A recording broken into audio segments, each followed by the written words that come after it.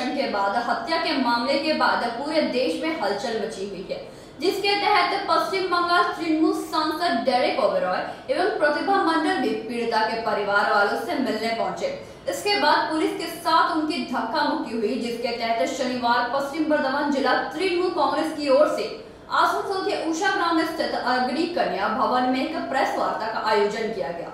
UP के हाथरस में एक दलित युवती के सामूहिक धर्षण के बाद हत्या के मामले के बाद जिस तरह से राजनीतिक हलचल हो रही है, स्थानीय प्रशासन के रवैये को देखते हुए सभी विपक्ष के नेता इस मौके को भुनाने में लगे हैं। पश्चिम बंगाल के तृणमूल सांसद डेरेक ओबेरॉय एवं प्रतिभा मंडल भी पीड़ित के परिवार वालों से मिलने पहुंचे। इसके बाद पुलिस के साथ उनकी धक्का मुक्की हुई।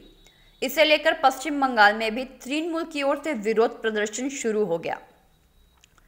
इस विषय पर शनिवार पश्चिम बर्धमान जिला तृणमूल कांग्रेस की ओर से आसनसोल के उषा ग्राम स्थित अग्नि कन्या भवन में एक प्रेस वार्ता का आयोजन किया गया।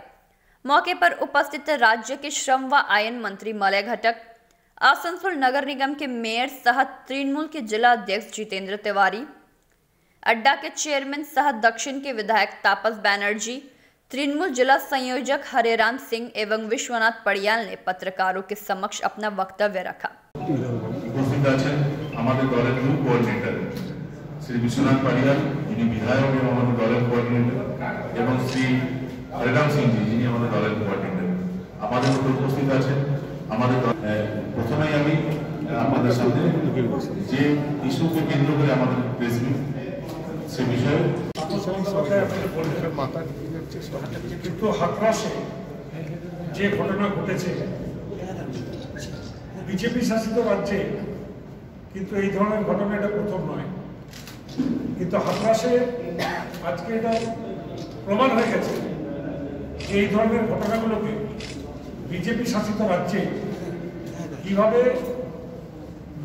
সমক্ষে না আসে, মানুষের কাছে না আসে, কি ধরনের সেখানে করা হয়। আজকে প্রেস মিডিয়া ঢোকা সেখানে বারণ, বিরোধী দলের এমএলএ এমপিদের ঢোকা বারণ, 144 ধারা জারি করে কোভিড-19-এর সুযোগ নিয়ে সেখানে বিরোধী দলের কোনো নেতা যাতে ভিকটিমের ফ্যামিলির সাথে যোগাযোগ করতে না পারে, না যেতে পারে, তার জন্য আমাদেরও দলের যারা এমপি ডেরেক ওবরায়ন সেখানে গেছিলেন, আমাদের 3 মহিলা এমপি তারা গেছিলেন, কাকুলি ঘোষ দস্তিদার থেকে শুরু করে তাদেরকেও সেখানে ঢুকতে দেওয়া হয়নি। এবং যখন ঘটনার পরে সেই গ্রামের থেকে একটা বাচ্চা মেয়ে গ্রামের বাইরে এসে প্রেস এবং মিডিয়ার কাছে সাহায্য চায়, যেই ঘটনা ঘটছে গ্রামের মধ্যে, তখনও সেই প্রেস মিডিয়া ঢুকতে পারে এবং যিনি ডিএম ইউপিতে হাতরাস একজন দলিত কন্যাকে ধর্ষণ করে তাকে পুলিশের সাহায্যে তার দেহটা জানিয়ে দেওয়া হয়। সব থেকে নিম্ননীয় সেখানে কোনো সংবাদ মাধ্যমকে যেতে দেওয়া হবে না, ভারতবর্ষের বিরোধী রাজনৈতিক দলের প্রতিনিধিদের যেতে দেওয়া হয়। শুধুমাত্র যেতে দেওয়া নয়, ওখানে আমাদের দলীয় সংসদ যারা গিয়েছিলেন, যারা রাজ্যসভা লোকসভায় যারা নেতৃত্ব দেন, তাদেরকে পুলিশ নির্বিচারে লাঠিপেটা করে জমা করে ফেলেছে। তো আমাদের মমতা ব্যানার্জি বলছে যে বাপুর জন্মদিনে এত বড় কলঙ্কজনক ঘটনা আর কোথাও কোনোদিন ঘটেছে কিনা আমরা মনে করতে পারি না।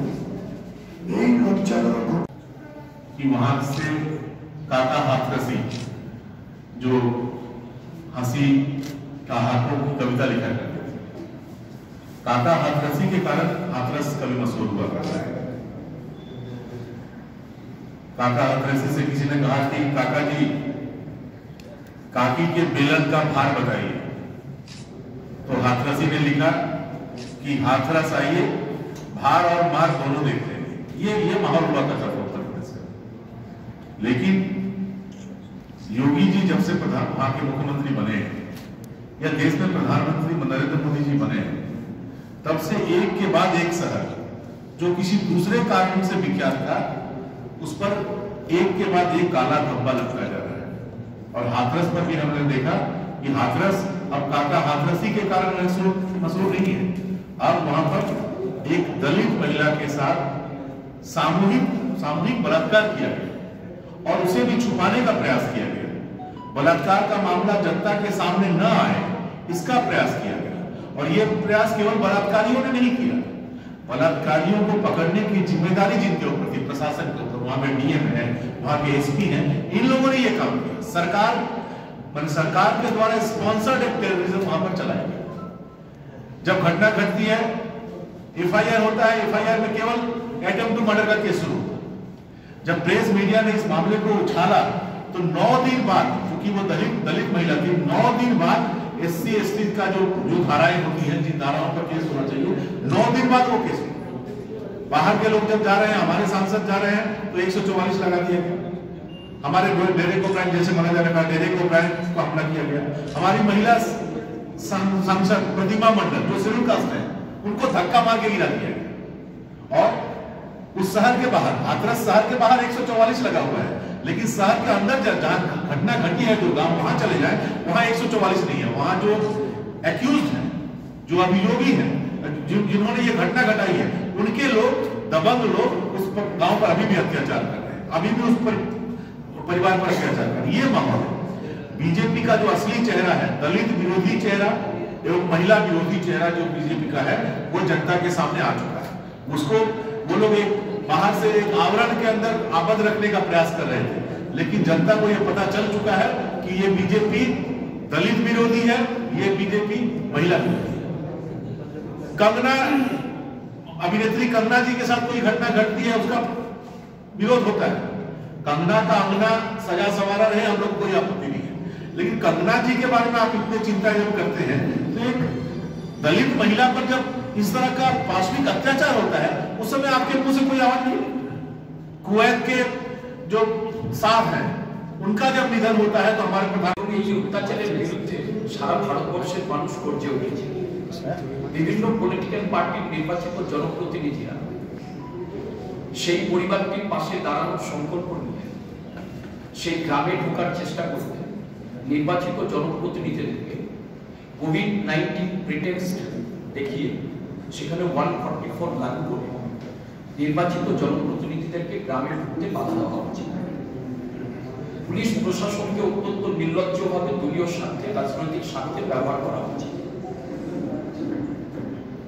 আমাদের দলের নির্বাচিত জনপ্রতিনিধি, বিশেষ করে মহিলা প্রতিনিধি প্রতিমা মণ্ডল, কাকলি ঘোষ হস্তিদার, প্রায় 3 জন রাজ্যসভা এবং পার্লামেন্টের নির্বাচিত প্রতিনিধি, তাদের সাথে যে ধরনের অশালীন আচরণ করা হচ্ছে, প্রতিমা মণ্ডলকে যেভাবে ধাক্কা দিয়ে ফেলে দেওয়া হচ্ছে, আমাদের দলের রাজ্যসভার তিনি নেতা, নির্বাচিত নেতা ডেরেক ওব্রায়ন, তিনি প্রতিবাদ করতে গেলে তাকে যেভাবে ধাক্কা দিয়ে ঠেলে ফেলে দেওয়া হচ্ছে, এই ঘটনা ভারতবর্ষের শুভবুদ্ধি সম্পন্ন রাজনৈতিক সচেতন মানুষকে স্তম্ভিত করে দিয়েছে। পশ্চিমবাংলার মাটিতে কামদুনির মতো যখন ঘটনা ঘটে, সেখানে নির্যাতিত মহিলার পরিবার হচ্ছে বিচার পায়। পার্ক স্ট্রিটের ঘটনা ঘটলে সেখানে সেই মহিলার বিচার পায়। এবং হচ্ছে ভারতীয় জনতা পার্টি তখন রেড়ে করে সংবাদ মাধ্যমে বসে বাংলার মানুষকে উত্তেজিত করার চেষ্টা করে, নেগেটিভ রাজনীতি করার চেষ্টা করে।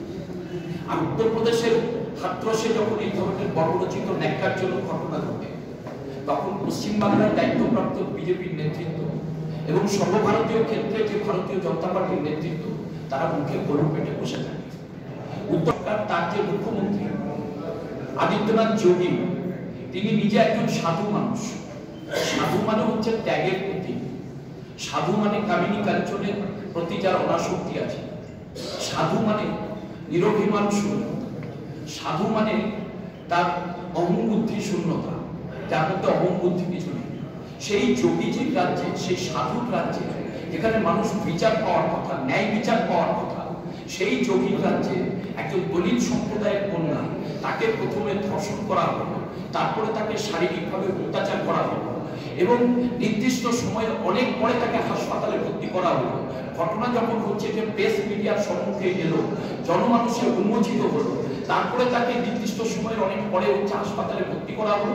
সে মৃত্যুর সাথে লড়াই করে মারা গেল এবং মৃত্যুর পরেও যে বিচার পাওয়ার কথা, মৃত্যুর পরেও সে বিচার পেল না। आसनसोल से संतोष मंडल की रिपोर्ट, पीवी न्यूज।